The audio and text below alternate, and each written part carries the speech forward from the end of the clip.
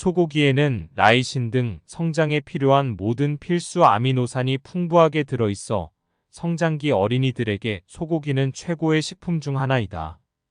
특히 한우는 한국에서 유명한 고기로 부드럽고 담백한 맛으로 많은 사랑을 받고 있는 식품이다. 소고기는 다른 고기에 비해 동물성 단백질과 아연, 철분 등의 성분이 풍부하며 무기질과 비타민도 다량 함유되어 있어 빈혈을 예방하는 데에도 효과적이다. 소고기의 비타민 B2는 적혈구를 형성하고 신체 면역 체계를 향상시킬 뿐만 아니라 리보플라빈은 소화기 점막의 건강을 유지시키는 데 도움을 주며 구토를 하거나 설사를 하는 것을 멈춰주는 효과가 있다. 명절에는 육전이나 소고기 뭇국 등 다양한 소고기 요리를 먹는데 건강에 좋은 다양한 효능이 있는 소고기도 함께 먹으면 좋은 음식이 있는 반면 함께 먹으면 오히려 독이 되는 경우도 있다. 이번 영상에서는 소고기와 함께 먹으면 오히려 건강을 해치는 음식과 함께 먹으면 좋은 궁합인 음식을 알아보자. 먼저 소고기와 함께 먹으면 건강에 좋지 않은 음식 첫 번째는 부추이다. 부추를 사계절 동안 먹을 수 있는 요즘에는 부추의 좋은 효능도 많이 알려져 있어 밥상에 자주 오르는 채소 중 하나이다. 소고기를 먹을 때도 부추를 듬뿍 넣어서 조리해 먹거나 부추무침 등으로 함께 섭취하는 경우가 많다. 부추는 채소이기 때문에 소고기와 함께 먹으면 좋다고 생각하는 사람들이 많은데 동의보감에 의하면 소고기는 성질이 따뜻하고 단백질과 지방이 풍부한 식품이며 부추도 성질이 뜨겁기 때문에 둘을 함께 섭취하면 둘 다 득없어 건강을 해친다고 한다. 즉 한의학적으로 보았을 때 소고기와 부추는 모두 따뜻한 성질로 함께 섭취할 경우 기력이 약해지고 시력도 떨어지며 간에도 부담을 주어 간 기능도 떨어뜨리게 된다.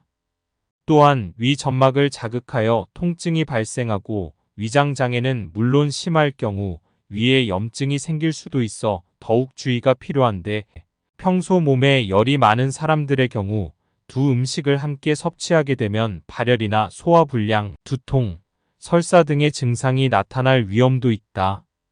결국 따뜻한 성분인 두 식품을 함께 섭취하면 몸이 지나치게 뜨거워지고 이는 몸에 해롭게 작용하여 질병을 만들게 되는 것이다. 두 번째는 버터이다. 고기를 구울 때 부드러운 맛과 풍미를 살리기 위해 버터를 사용하는 경우가 많다. 특히 스테이크를 구울 때 버터를 많이 사용하는데 버터와 소고기를 함께 섭취하는 것은 좋지 않다. 버터는 동물성 지방으로 만들어졌으며 높은 열량과 콜레스테롤을 가지고 있다.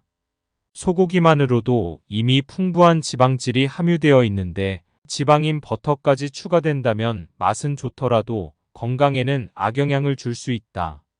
혈중 콜레스테롤 수치가 높아지면 혈전이 형성되어 혈액순환이 원활하게 되지 않고 심장병이나 뇌경색 등 심각한 질환의 발병률이 높아진다. 소고기를 구울 때는 기름을 두르지 않는 것이 좋으며 기름이 필요하다면 올리브유와 같이 건강에 좋은 기름을 적정량 사용하는 것을 추천한다. 세 번째는 고구마이다. 고구마와 소고기는 각각 소화에 필요한 위산의 농도가 다르다는 것이 문제이다. 위산의 농도가 다르면 서로의 영양소 흡수를 방해하는 것은 물론 원활한 소화가 되지 않는데 고구마는 체내에서 1시간 정도가 지나면 모두 소화되지만 소고기의 경우 소화가 되기까지 4시간 이상의 시간이 필요하다. 결국 소고기를 먹은 뒤 고구마를 먹을 경우 위에서 소화된 고구마가 소장으로 내려가지 못하고 소고기와 함께 계속 위에 머물게 되며 소화되지 못한 고구마가 위에서 반응하여 가스가 발생할 수 있고 소화불량이나 폭통을 일으키거나 위장 기능이 약화될 위험이 있다. 그렇기 때문에 소고기를 먹고 나서 후식은 먹지 않는 것이 좋으며 특히 고구마와 같이 소화 성질이 다른 음식은 더욱 주의가 필요하다. 네 번째는 우렁이다. 된장찌개나 우렁이 쌈장 같은 요리를 할 때 소고기와 우렁이 함께 사용되는 경우가 있는데 소고기와 우렁을 함께 섭취하게 되면 위와 장이 자극을 받게 되면서 더부룩한 증상과 함께 소화가 잘 되지 않는다. 그렇다면 소고기와 함께 섭취하면 좋은 음식은 무엇일까? 첫 번째는 깻잎과 같은 쌈채소이다. 소고기에는 단백질과 필수 아미노산이 풍부하지만 각종 무기질과 비타민은 부족하거나 거의 없는 수준인데, 특히 비타민 A는 아주 소량만이 들어있고 비타민 C는 아예 들어있지 않다. 이때 깻잎을 함께 섭취하게 되면 깻잎에 함유되어 있는 비타민 A와 비타민 C는 물론 소고기의 부족한 철분과 무기질 등의 영양소를 보충해 줄 수 있다. 또한 소고기에 부족한 식이섬유소를 공급해 주어 고기를 많이 먹었을 때 생기기 쉬운 변비를 예방할 수도 있으며, 소고기를 구울 때 타거나 그을리게 되면 벤조피렌 등의 발암물질이 생성되어 건강에 악영향을 줄 수 있는데, 깻잎의 폴리페놀 성분은 이러한 발암물질을 억제하는 효과도 있다. 두 번째는 배이다. 배는 소고기와 잘 맞는 과일 중 하나로 양념 요리를 할 때 많이 사용하는데, 특히 소불고기 양념에 빠질 수 없는 과일이다. 배에는 전분과 단백질분의 효소가 들어있어 고단백 식품인 소고기를 부드럽게 만들어주고 소화도 원활하게 도와주며, 배의 풍부한 펙틴 성분은 혈중 콜레스테롤 수치를 낮추는 역할을 하여 고기 섭취에 부담을 줄일 수 있다. 고기 양념에 배를 추가하거나 고기를 먹은 후 후식으로 배를 먹는다면 소화에도 도움이 되며 맛도 좋은 후식이 될 것이다. 세 번째는 파인애플이다. 파인애플도 배와 마찬가지로 고기를 부드럽게 만들어 주어 각종 요리에 널리 활용되고 있다. 파인애플의 풍부한 구연산과 사과산 성분은 소화가 잘 되지 않는 육류의 소화를 도와 속을 편하게 해주는 역할을 하는데, 이러한 성분들은 고기의 단백질과 지방을 분해하는 효소를 만들어 소화 흡수율을 높이기 때문이다. 파인애플과 소고기를 함께 조리하지 않더라도 소고기를 먹은 후 후식으로 파인애플을 먹는 것도 도움이 된다. 이 밖에도 무와 키위에도 단백질을 분해하는 효소가 들어있으니 참고하도록 하자. 네 번째는 버섯이다. 버섯은 소고기에 아주 잘 어울리는 식품으로 단백질뿐만 아니라 비타민 D, 비타민 B, 미네랄, 철, 아연 등이 아주 풍부하고 식이섬유가 풍부한 음식으로 알려져 있는데, 버섯의 식이섬유는 고기를 먹었을 때 높아지는 콜레스테롤의 수치를 낮춰주며 항암작용 및 면역력 강화에도 도움을 준다. 또한 버섯은 향과 맛이 좋기 때문에 다양한 종류의 버섯을 활용하여 소고기 요리에 추가해 먹거나 별도의 요리로 섭취하는 것도 좋다. 다섯 번째는 생강이다. 생강은 소고기의 지방 성분으로 생성되는 혈전을 녹이는 작용을 하여 소고기와 같이 먹으면 건강에 좋다.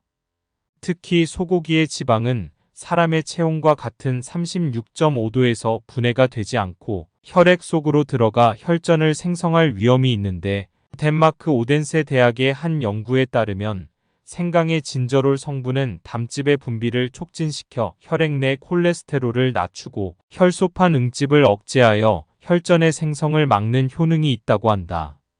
결국 생강을 섭취하면 고혈압과 뇌경색 등 각종 혈관 질환을 예방하고 개선할 수 있으며, 소고기의 섭취로 콜레스테롤과 혈전이 걱정된다면 생강과 함께 먹는 것이 도움이 된다.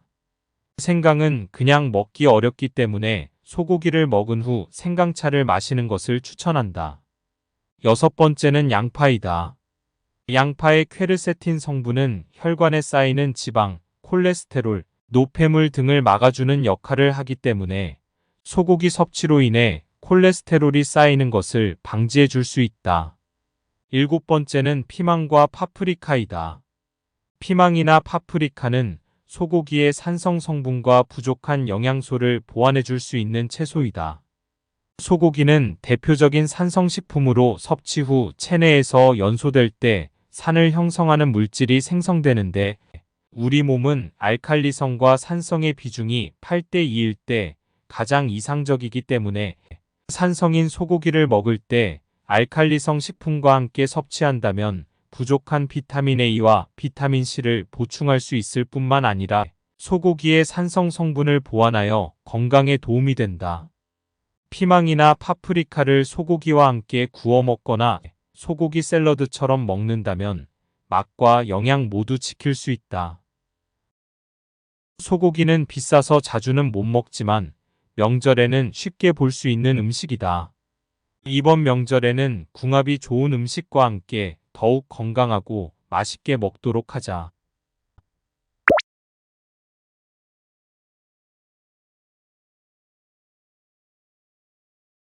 소고기에는 라이신 등 성장에 필요한 모든 필수 아미노산이 풍부하게 들어있어 성장기 어린이들에게 소고기는 최고의 식품 중 하나이다. 특히 한우는 한국에서 유명한 고기로 부드럽고 담백한 맛으로 많은 사랑을 받고 있는 식품이다. 소고기는 다른 고기에 비해 동물성 단백질과 아연, 철분 등의 성분이 풍부하며 무기질과 비타민도 다량 함유되어 있어 빈혈을 예방하는 데에도 효과적이다. 소고기의 비타민 B2는 적혈구를 형성하고 신체 면역 체계를 향상시킬 뿐만 아니라 리보플라빈은 소화기 점막의 건강을 유지시키는 데 도움을 주며 구토를 하거나 설사를 하는 것을 멈춰주는 효과가 있다.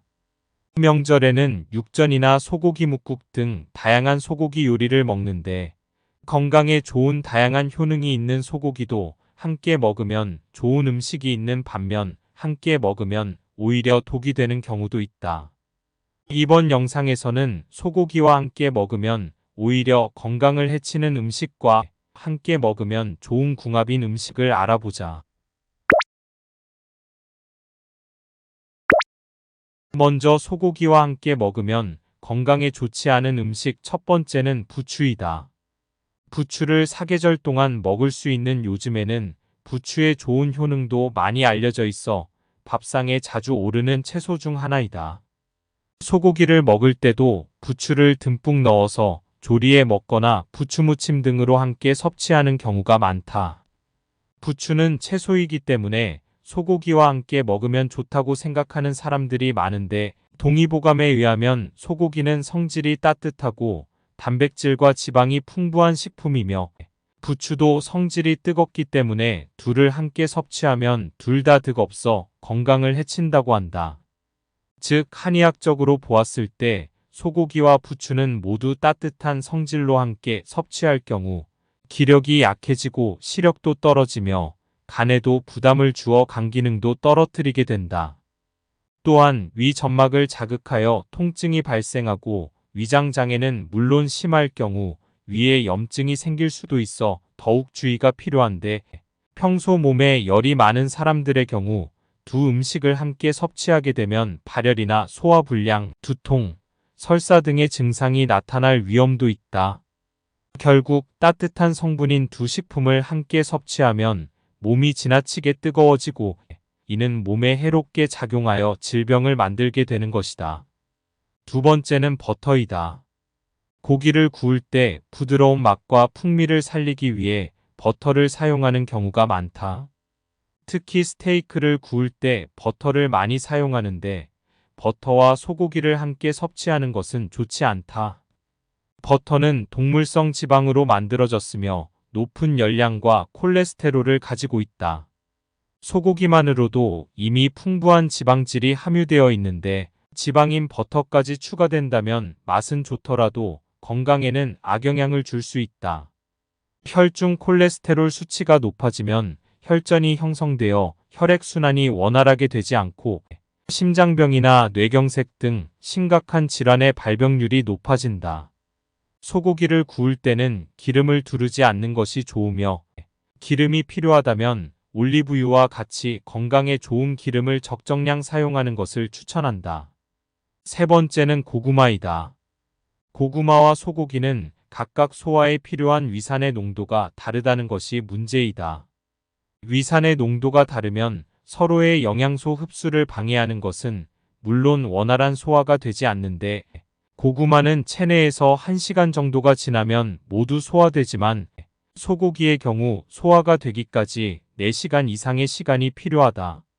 결국 소고기를 먹은 뒤 고구마를 먹을 경우 위에서 소화된 고구마가 소장으로 내려가지 못하고 소고기와 함께 계속 위에 머물게 되며 소화되지 못한 고구마가 위에서 반응하여 가스가 발생할 수 있고 소화불량이나 폭통을 일으키거나 위장 기능이 약화될 위험이 있다. 그렇기 때문에 소고기를 먹고 나서 후식은 먹지 않는 것이 좋으며 특히 고구마와 같이 소화 성질이 다른 음식은 더욱 주의가 필요하다. 네 번째는 우렁이다. 된장찌개나 우렁이 쌈장 같은 요리를 할 때 소고기와 우렁이 함께 사용되는 경우가 있는데 소고기와 우렁을 함께 섭취하게 되면 위와 장이 자극을 받게 되면서 더부룩한 증상과 함께 소화가 잘 되지 않는다. 그렇다면 소고기와 함께 섭취하면 좋은 음식은 무엇일까? 첫 번째는 깻잎과 같은 쌈채소이다.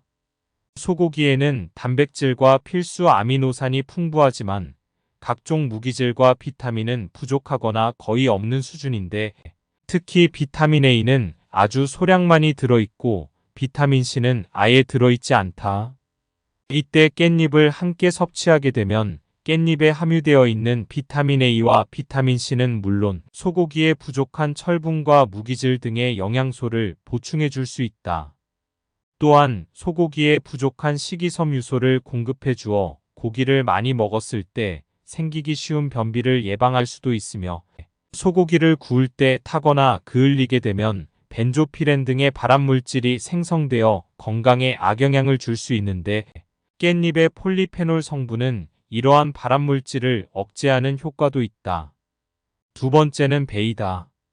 배는 소고기와 잘 맞는 과일 중 하나로 양념 요리를 할 때 많이 사용하는데 특히 소불고기 양념에 빠질 수 없는 과일이다.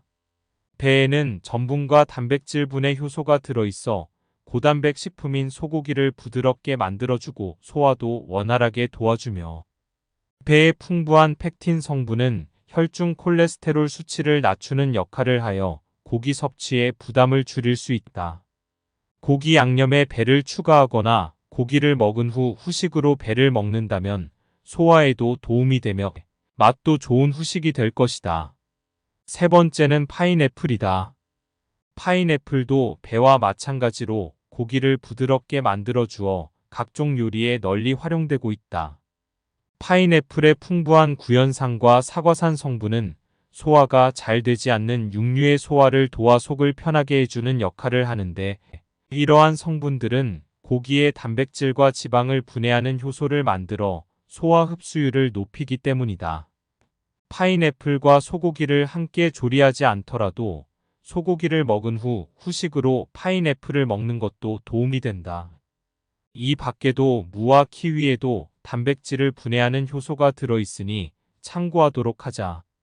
네 번째는 버섯이다.